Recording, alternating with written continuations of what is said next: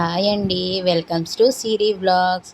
ఇవాళ ఆరోగ్యానికి మంచిదైన రుచిగా ఉండే మేతి మలై పన్నీర్ కర్రీని ఎలా చేయాలో చూద్దామే. ఇది చాలా టేస్టీగా ఉంటుందండి. అంటే ఇది రాజస్థానీ స్టైల్లో చేస్తున్నాననమాట. ముందు మెంతికూర ఆకునంతా ఒలిచేసుకుని శుభ్రంగా ఆకునంతా ఇసుక లేకుండా శుభ్రంగా కడుక్కొని బాగా సన్నగా తరుక్కోవాలన్నమాట. ఎంత సన్నగా వీలైతే అంత సన్నగా తరుక్కోండి. అలా తరుక్కుంటే బాగా ఉడికిందనుకోండి అప్పుడు చేదు ఉండదనమాట. తర్వాత పావు కేజీ పన్నీర్ని తీసుకుని ముక్కల కింద కట్ చేసుకోవాలి. తర్వాత 100 గ్రాముల జీడిపప్పు, 2 పెద్ద ఉల్లిపాయలని తీసుకుని ముక్కల కింద కోసుకుని ఉంచుకోవాలన్నమాట. మరిగే నీటిలో జీడిపప్పుని ఉల్లిపాయలని ముక్కల కింద కట్ చేసేసుకొని బాగా మెత్తగా ఉడకబెట్టుకోవాలి. అప్పుడు 2 పచ్చిమిరపకాయలు వేసుకోండి. ఇది కారం సరిపోతుంది ఈ 2 మిరపకాయలు. ఏమన్నా మీకు కావాలంటే ఇంకొక మిరపకాయ వేసి అడ్జస్ట్ చేసుకోండి. ముందే వేసి చేసేసుకోవచ్చు అనమాట. తర్వాత ఇంకో పాన్ తీసుకుని అందులో కొంచెం ఆవాల నూనె ఉంటుంది కదా, ఆ నూనె వేసి తర్వాత కొంచెం ఇంగువ వేసి దాన్ని బాగా మరగనిచ్చాక పన్నీర్ క్యూబ్స్లా కట్ చేసుకున్నాం కదా వాటిని అందులో వేసి గోల్డెన్ బ్రౌన్ కింద వచ్చేంత వరకు నెమ్మదిగా స్లోగా పెట్టుకుని కుక్ చేసుకోవాలన్నమాట. ఇది హార్డ్గా అయిపోతుంది అనుకోకండి, తర్వాత ప్రొసీజర్ ఇంకా ఉంది కాబట్టి ప్రాబ్లం లేదు.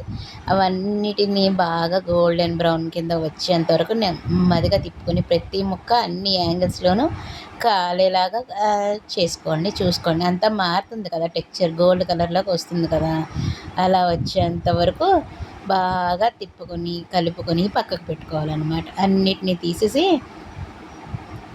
పక్కకు పెట్టుకుని తర్వాత ఇంకొక బౌల్ తీసుకుని అందులో కొంచెం వాటర్ వేసి అందులో కొంచెం ఉప్పు, కొంచెం ఇంగువ వేసి ఈ పక్కన పెట్టుకున్న ముక్కల్లో ఆ వాటర్ పోసేయాలన్నమాట.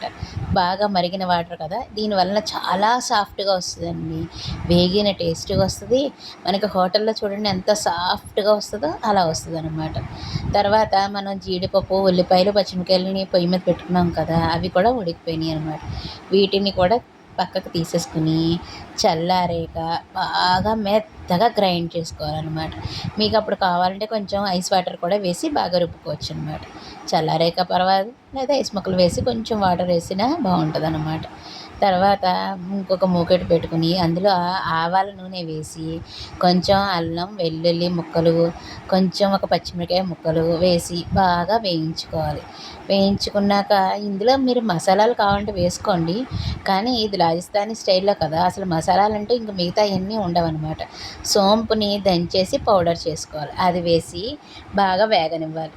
తర్వాత మనం ముక్కల కింద కట్ చేసుకున్న మెంతికూర ఆకును ఉంది కదా, ఆ ఆకును కూడా బాగా వేయించుకోవాలన్నమాట. ఇక్కడే ఉందండి టేస్ట్ అంతా. కూరకి ఈ పచ్చిదనం పోయేంత వరకు బాగా నెమ్మదిగా ఎంత టైం పట్టినా వేయించుకోవాలన్నమాట.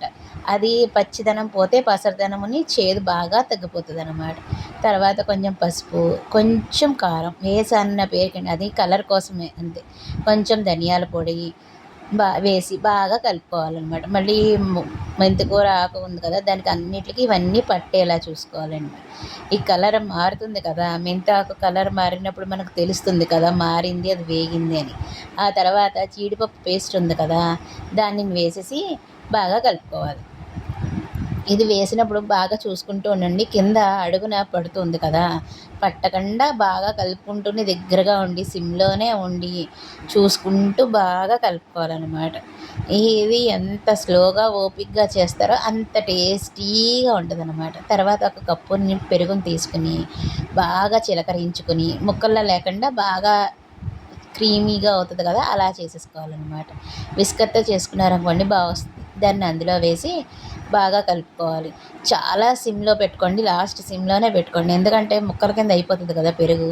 వీటిలన్నిటిని మసాలా పట్టేసింది అనుకోండి ఇంకా అలా అవ్వదన్నమాట. సిమ్లోనే పెట్టుకుని నెమ్మదిగా కలుపుకొని మొత్తం అన్ని మసాలాలు పట్టేసేంత వరకు ఉంచుకొని అప్పుడు కొంచెం ఉప్పు వేసి చూసుకోండి. కొంచెం టేస్ట్ ఇక్కడ కావాలంటే దాన్ని బట్టి మీరు అడ్జస్ట్ చేసుకోవచ్చు. కొంచెం పెప్పర్ పౌడర్ అది కూడా వేసానన్న పేరుకి, ఆ ఫ్లేవర్స్ తెలియడం కోసం అంతే.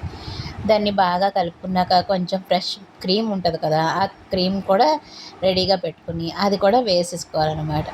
ఈ పల్చగా అనేది కొంచెం వాటర్ వేసి అడ్జస్ట్ చేసుకోవచ్చు. అడ్జస్ట్ చేసుకుంటంలోనే ఉంటుందన్నమాట. మీరు క్రీమ్ కావాలంటే ఇప్పుడు వేసుకోవచ్చు, తర్వాత పన్నీర్ ముక్కలు వేసేసాకనే వేసుకోవచ్చు. పన్నీర్ ముక్కల్ని తీసుకుని ఆ ముక్కల్లోంచి వాటర్ వంపేసి ఇందులో వేసేసుకోవాలన్నమాట. వేసేసుకొని శుభ్రంగా కలుపుకోవాలి. బాగా ముక్కలకి ఆ టేస్ట్ ఉంటుంది కదా, మెంతి కూర టేస్ట్ పట్టేంత వరకు వేసుకొని వేయించుకోవాలి. తర్వాత క్రీమ్ వేసి బాగా కలుపుకోవాలన్నమాట. ఇవన్నీ ఎంత స్లోగా మనం నెమ్మదిగా చేసుకుంటామో అంత టేస్టీగా ఉంటుందండి.